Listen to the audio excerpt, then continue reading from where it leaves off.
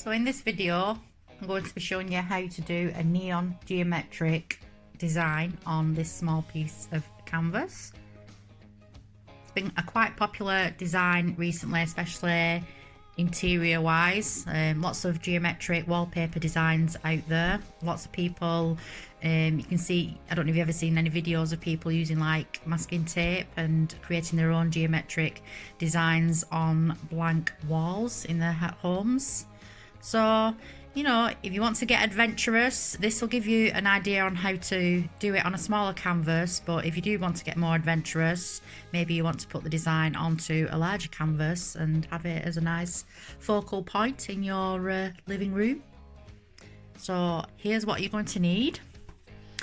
Piece of canvas, neon paints, we've got 3 colours here. I've got some scrap paper as well, just practice designs. Ruler. If you've not got a ruler, you can just use the end of a book. And we've got paintbrush, pencil and a Sharpie pen. Got some water for the paintbrush and some kitchen roll because we're playing around with paints. If you notice on this design here, you can see contrasting colours. And this is what has done that, and it's created it. I also thought maybe you could use other little things. This is part of a little piece of rubber mat, you know, like you get in your drawers to keep everything still. So you could dip that and use your contrasting colours there, or even just a little bit of bubble wrap too. So I might just experiment a bit with that later on. So here goes. So if you just wanted a little practice, don't overthink it, just start drawing your lines.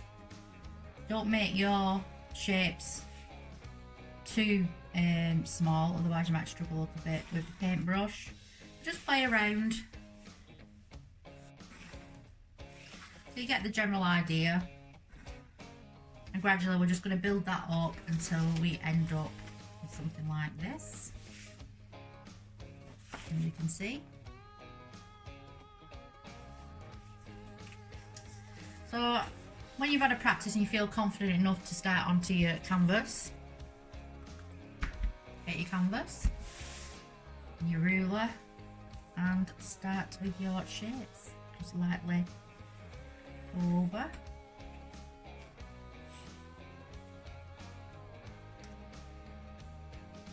Okay, so I'm quite happy with my design right now, so I'm going to move on to the next stage.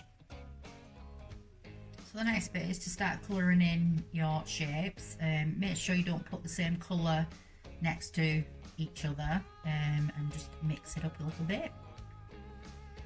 I'll start with this blue here. It's quite relaxing, this.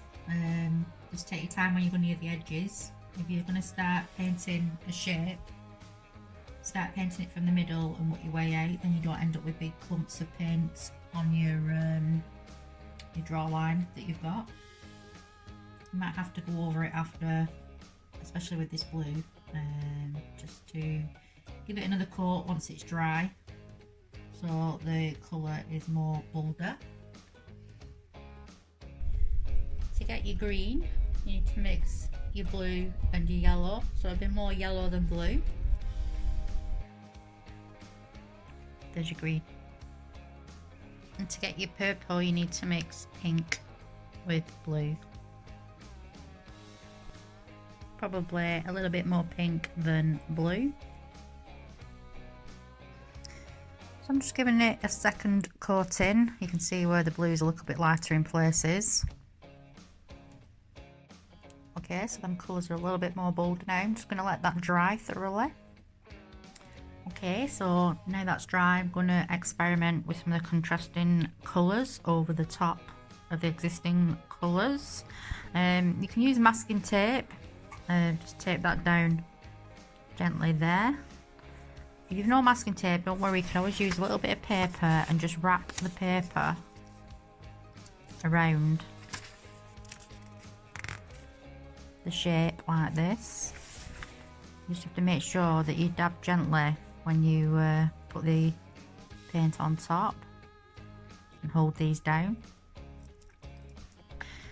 think I'll try a little bit of green. I've not got much left of it, so I might have to mix some more. I've got some green on the end here, and I'm just going to lightly dab. Oh, maybe I do need some more green.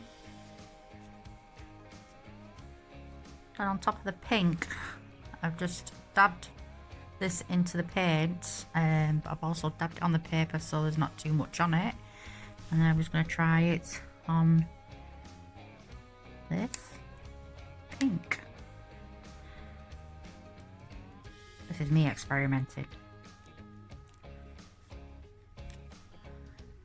Okay. So I'm going to try the bubble wrap. Let's see how successful this one is.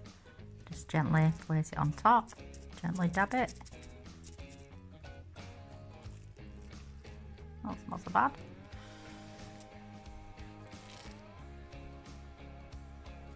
It's okay.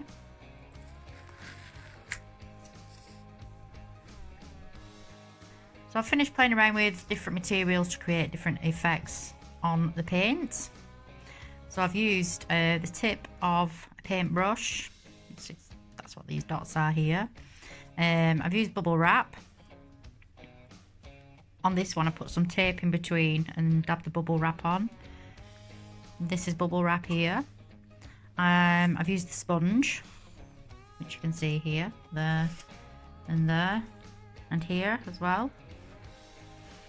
And I've used this plastic rubber type material with little circles on, as you can see there, and I've used it here as well.